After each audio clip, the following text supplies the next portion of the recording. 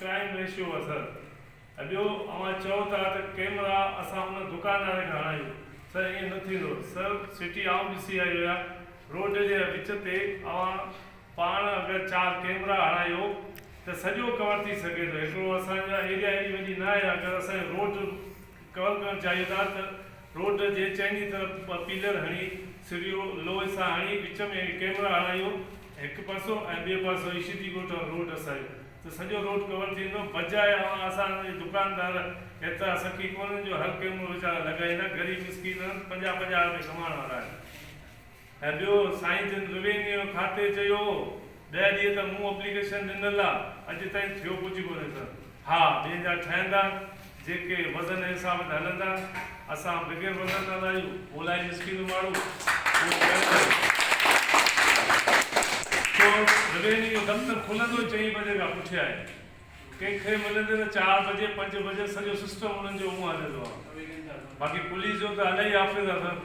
अगरि हितां को ट्रक बचे थो पंहिंजो टैंकर वारो, उनखे अॻियां वेही पकड़ींदा 100 रुपया ॾेई 50 रुपया। पानी जी का गाॾी वेंदी, को रक्शो वेंदो, उनखां बि 20 रुपया वठंदा, चवंदा चांहि जा पैसा ॾेई वञो। त इहो हाल आहे सर पुलिस जो। बाक़ी त अलाए छा थो थिए अंदरि।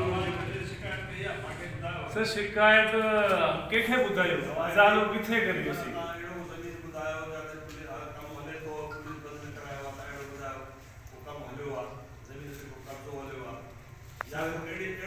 सर ही असांजी 32 एकड़ सॼी सोसाइटी ठही हुई, 32 एकड़ पंहिंजो सुमण कढाणी में 32 एकड़ पूरी कब्रिस्तान जी ज़मीन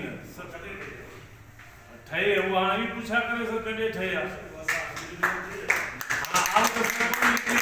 कॾहिं ठही आहे? तव्हां न हुआ, तव्हांजो ॿियो पटूटी ऑफिसर हुन टाइम मौजूदु हो। ज़रूरी न आहे सर तव्हां अॼु आयो सुभाणे तव्हां ट्रांसफर थींदा, क्राइम माना तव्हांजे आसिरे ख़तमु थी वेंदो सर।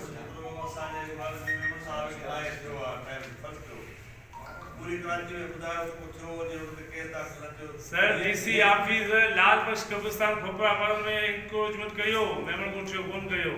बदकिस्मती असांजी इहा आहे।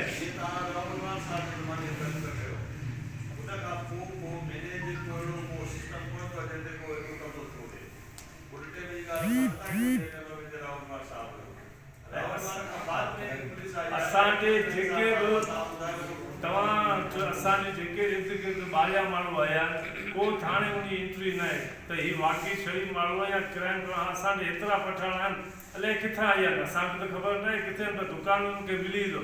पर छा आया आहिनि पुलिस वारनि खे इहा ख़बर आहे त ही शरीफ़ माण्हू हिन में को क्राइम जो केस त या इन खां एंट्री कई हुजे?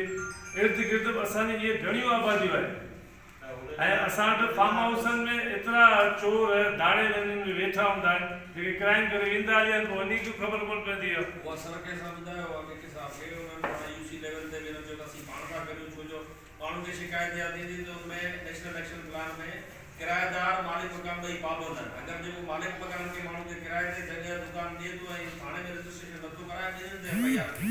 हाणे हिते जेके माण्हू चइनि माण्हू ते FIR थी त माण्हुनि जो रड़ियूं निकिरणु शुरू थी वेंदियूं, या पुलिस असांखे नथी करे। इनजे करे असां चयोसीं के साहब खे असां रिक्वेस्ट कईसीं, पोइ हिननि यूसी लेवल ते माण्हुनि वटि पंहिंजी एंट्री कराई आहे। उहो यूसी वारनि सॼी कई आहे, उहो जेके किराएदार जेके उन्हनि जी रजिस्ट्रेशन कई आहे उहे असांखे हाणे वेल एंड गुड आहे सर। इहा सुठो कमु आहे, अगरि थिए थो त बहितर आहे, त ख़बर त पई वञे असांखे।